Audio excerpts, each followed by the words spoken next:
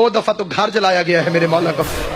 घर जलाना, बच्चों को संभालता रहा मेरा इमाम, घर जल गया, इमाम बाहर आ गए, मट्टी पे बैठ के रो रहे थे। मौला कोई कीमती चीज थी अंदर, इसे याद करके रो रहा? फरमाया नहीं। मौला कोई बच्चा मर गया आग में? फरमाया नहीं। मौला फिर ऐसे रोए क्यों? मुझे मेरी दादी ज़ैनब याद आ गई।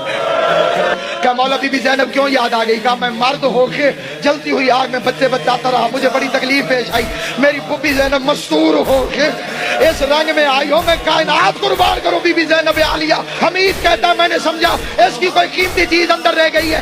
मैंने कहा बीबी अंदर ना जा। क्या कैसे ना जाऊं, मेरी पूरी कायनात पर नादे अली पढ़ती हुई आग के शोलों पे रवाना हुई।